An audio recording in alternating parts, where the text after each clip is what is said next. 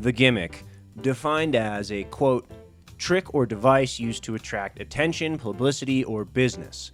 The gimmick, at its core, is a marketing tactic, and not one that is held in high regard at that. The connotation of the word is often used in a negative context to describe something that feels like it may be an untrustworthy product. Sometimes they can be quite small, like maybe a local car dealership having a mascot called like the Deal Gorilla, who is smashing prices. This is a generally lowbrow and simple gimmick. Its purpose isn't for anything other than to attract the attention of potential buyers to this used car dealership. They will first see the Deal Gorilla, maybe chuckle to themselves, and second, they'll see the prices for a used 2001 PT Cruiser that they're trying to sell. It's silly at its core, but sometimes companies go all in on a gimmick. New Coke was one of the largest gimmicky marketing disasters in the history of modern advertising. A gimmick so brash that it cost Coca-Cola millions upon millions of dollars. But not all gimmicks are necessarily something that is bad, though the word certainly carries the connotation of negativity and a degree of skepticism. A good gimmick can be iconic given proper execution. Don't believe me? Hi, Billy Mays here for the Handy Switch. Billy Mays made a name for himself, TV advertising, and several products, all by screaming at the top of his lungs while aggressively selling a product you would see on an infomercial at 2 a.m., but cut down into a 30-second digestible TV advertisement. Inherently, the format and delivery of his marketing pitches were a gimmick. They weren't like other advertisements of the time. And ironically enough, the products he sold were sort of gimmicky too. OxyClean, a mega cleaning super spray. It's a stain remover. But nonetheless, Billy Mays and his screaming gimmick were effective. Effective enough that he spawned his own impersonators for other gimmicky products as well. At the end of the day, the gimmick, regardless of it being frowned upon as cheap and misleading, can be effective. Because if it wasn't, well, they wouldn't be around anymore now, would they? When it comes to the world of music, oftentimes a gimmick can be used that will sometimes make or break an entire band. There are bands whose gimmicks end up being their entire existence. People go to see them or listen to them for the silliness of the gimmick. But other times, their gimmick is really just a byproduct of the creative spirits at force, something that's just a part of their overall mythos, and sometimes bands don't even mean to make gimmicks at all.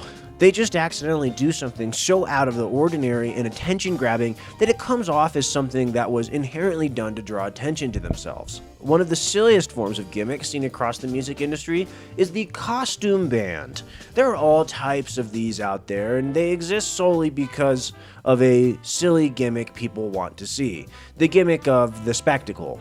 Mac Sabbath is a Black Sabbath tribute band of sort. They formed around 2014 in Los Angeles, California, and as you can see, the members all dress up as demented versions of old McDonald's mascots and sing about fast food while parodying the original metal band Black Sabbath. It's sort of like Weird Al with McDonald's and only Black Sabbath. And I'll tell you what, it's hilarious. It's a great gimmick. People go to their shows probably not because they absolutely love their music and their hit song More Ribs is their top song of all time. More than likely people go because it's funny. Because the gimmick of a McDonald's character band parodying Black Sabbath is funny. They even claim to have invented their own genre called drive-thru metal. Hilarious. In fact, metal as a genre is rich with all types of different gimmicks. The metal community and musicians are oftentimes very self-aware. They understand that their edgy, gore imagery, putrid song titles, and singing, which often sounds like a garbage disposal, is inherently silly. And while many do take themselves very seriously, a lot of other metal bands don't, and sort of do meta-commentary on the genre as a form of gimmick. Another great costume band is Oakley Dokley, a metal band that's based out of Phoenix, Arizona, who all dresses up like Ned Flanders from The Simpsons. Someone who isn't very metal by any standards. Outside of the realm of costumes and covers, metal finds other ways to create insane gimmicks. Hatebeak is a death metal band headed by frontman, or should I say front bird, Waldo, the Gray Parrot. Waldo does a great job screaming just like a real metal singer, and having a bird as the frontman is pretty much the entire gimmick of this band. Having weird vocals in metal is a regularly seen tactic to set one's band apart from others, but few hold a coin to beloved Japanese metal trio Baby Metal, a Japanese metal act consisting of 3 Japanese women and the most known act of the quote-unquote kawaii metal genre. Their music is genuinely bizarre. Extreme blast beats with Japanese girls singing over it. Aside from this, Baby Metal and their talent agency really should be applauded for their ability to combine 2 polar opposites of music cultures into one successful gimmick. At its core, Baby Metal functions sort of like an idol band. Idol culture in Japan can best be equated to the boy bands of the 90s in the US or the Spice Girls. They're marketed for their personalities, distinct images, or for being attractive. Essentially, idols are sort of a character that is manufactured to sell a brand while being their own brand themselves, if you know what I mean. They are a tool used to maximize profit. The band itself is the biggest umbrella brand, but the members under its umbrella are their own brands too. People will become fans of just one member above the rest of the group and sort of create these bands made of characters. And this isn't an original concept from Baby Metal by any means. Character bands are very popular across many genres, especially when they have masks on. Daft Punk may be one of the most famous, if not the most famous, masked performer of all time, but their costumes' fame as a gimmick functioned more as a gateway to the duo's prolific and revolutionary advancement of the French house genre rather than something that was the entire band's personality. If someone was going to see Daft Punk live, they were there for the music, not just to see the quote-unquote robots. On the flip side of their brand of masked gimmick is another metal group called Gwar. Gwar might have the most outrageous costumes of any band that's ever existed, and they're rather hard to describe. While Gwar certainly does have its fans of their music, many people do just go to Gwar shows for the experience. Their shows are known for insanity and degeneracy, fake blood sprayed into the crowd, again, the massive bizarre costumes. And in the middle of these two groups, you would have a band like Slipknot. Slipknot, much like Daft Punk, is famous for both their imagery along with driving the rise of nu metal. While their creepy masks and characters have become a famous part of their lore and aesthetic after the peak of their popularity, they functioned more as a branding gimmick in their early days as a means to separate themselves from other rising acts of the time. In a world of Jinko jeans and Fred Durst hats, Slipknot was able to create their own distinct style through their use of jumpsuits and weird Halloween masks. And yes, that's 100% a gimmick. Now, Slipknot could have ditched the masks and probably still have been successful, but their gimmick of masked weirdos with fake personalities paid off in the long run. While Slipknot's usage of characters was subtle, other musicians have taken the character gimmick and cranked it up to 10, so much so that they create their own universe and lore.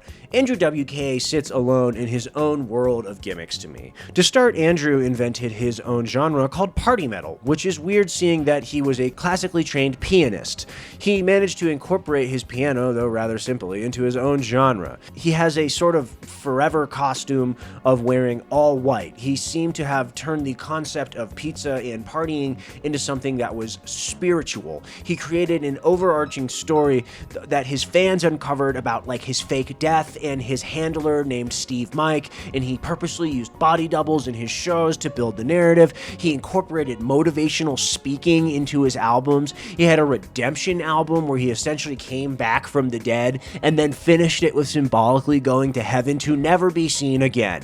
He created a character in pretty much a multi-decade ARG, all as a gimmick.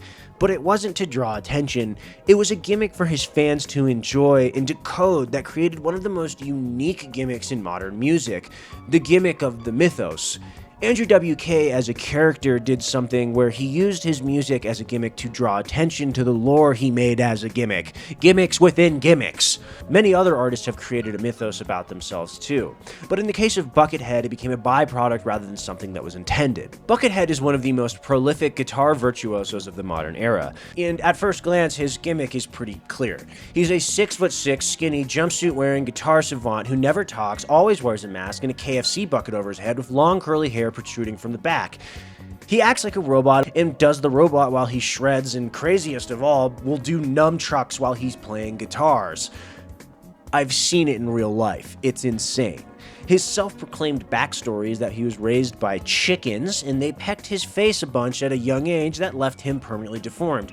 Hence the mask and the KFC bucket on his head.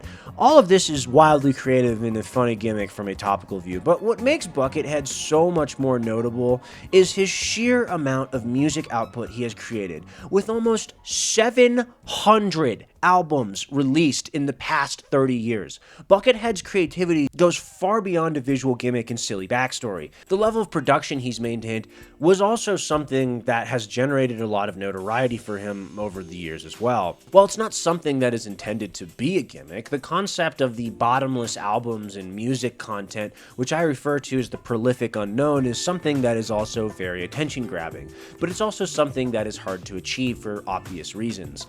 Being a solo artist, Buckethead was able to produce these recordings in abundance with ease, as many of them are just improvised guitar solos with drum beats, essentially. Though this band doesn't have over 600 albums, another band from Australia gained much notoriety for their relentless album production in recent years. King Gizzard and the Lizard Wizard is another band who is full of gimmicks, but gimmicks that deliver. Since their formation in 2010, King Gizzard has released 27 studio albums, 5 EPs, and over 70 live albums. Notably, in 2017, they managed to produce 5 full-length EP albums all in 1 year, each having their own distinct gimmick that set them apart from each other, too. In fact, King Gizzy, for a while, was known for their gimmick albums. As a Gizzard fan for a very long time, there was this sort of joke about them I had with my friends, and I think the community had about them at large, which was like, oh, there's a new King Gizzard album coming out? I wonder what genre it will be. It's safe to say that no other band has won awards for Best Jazz Album and Best Metal Album in just 2 years.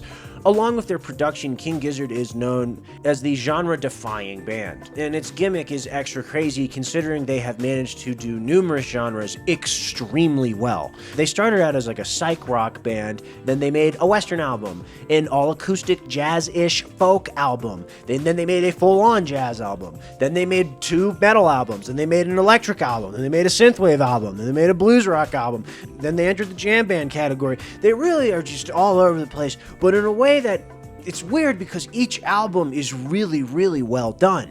Along with their work, you'll find a progressing storyline through several of their albums with reoccurring characters and locations called the Gizverse that has been slowly expanding for years now.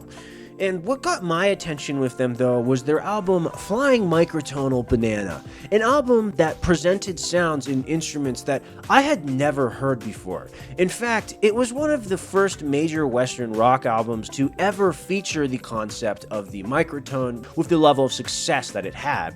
In Western music, there is 12 distinct tones that you can play on an instrument. Each fret on the guitar or bass is a standard tone. A microtone are the notes between those notes. So if you look at the instruments that they play on this album, you'll see the addition of all these extra frets on the guitars and basses. Those are called microtones. It was an insane gimmick to go with for a psychedelic rock album, and it was quite the unique gimmick at the time. Since then, and even before them, there have been other bands that have used microtones, but not to the success that King Gizzard did. It is something that requires very advanced music theory knowledge and technical ability to execute effectively. And in the past few months, there has been a band that is so full of gimmicks that has been unavoidable on the internet, and one of those gimmicks is the microtone. I am, of course, referring to French-Canadian duo Engine Dupont. These guys are really everywhere, and incredible example of gimmicks being something that's genius. To start, there is their appearance. The polka dots, the giant triangle hat, the golden hair, the money sign eyes, the big smiling head with the Squidward nose, who, if you look closely, the drummer's eyes are in his mouth. And just like any good masked musician, their weird costumes have more than just intense visual aesthetics. They have a backstory. The band claims to be an interdimensional duo of travelers, and whenever they get interviewed, they speak in complete gobbledygook that has to be quote-unquote translated by their manager. But what's so great about them is that their appearance is almost as strange as their music. As you can see, there's only 2 of them. But the guy who plays the guitar really makes them sound like a full band. He runs a pretty sophisticated looping setup that he operates with his toes during the performances, as well as having a bass with microtones bolted onto his microtonal guitar. Their songs slowly build up into these incredible microtonal symphonies being played essentially by 2 people. The drummer also does a really fantastic job at raising the complexity of his rhythm and beats as the loops continue to layer, adding to the overall complexity of the song once the full force is going. When you read the comments on their videos, you'll see people calling it alien music or music for mosquitoes. And the most overwhelming comment you'll see is that they're so creative that AI could never create something like them. To which I say, damn right it couldn't. I think the Gimmick is an incredible thing. I understand why people may think it's a cheap device to get attention, but ultimately the Gimmick has produced some of the most memorable and creative musicians out there. It's a fun way to express an idea that may be kind of silly, or it's something that the artist can become known for. I don't think as many people would have started listening to a microtonal pedal looping duo if it wasn't for their outrageous costume gimmick, you see what I mean? But since they did have them, it exposed millions of people to a genre that they would have never known they liked to begin with. Now, I talked a lot about bands and gimmicks I personally like and are familiar with, but there are many more gimmicks to be found all across the music industry in almost every single genre. And yes, some can be bad. But, like the title of the video says, the gimmick is an art. It can be done with grace, and when it is, it should be appreciated. Thank you for watching. If you are still here, consider liking and subscribing if you haven't already. I have a Patreon channel. Videos will be posted there soon, along with bi-weekly newsletters, and your name gets put on the credits at the end of my video. Subscribe to my Patreon, link in the description below. Buy a sticker. I swear to God, I'm coming up with new ones soon. I'm just pumping out videos right now. What's your favorite musical gimmick? What's your favorite gimmick band? I'd love to hear your opinion about gimmicks in the comments below. Have any questions? Shoot me an email. Well, thank you for watching. Have a good day. Bye-bye.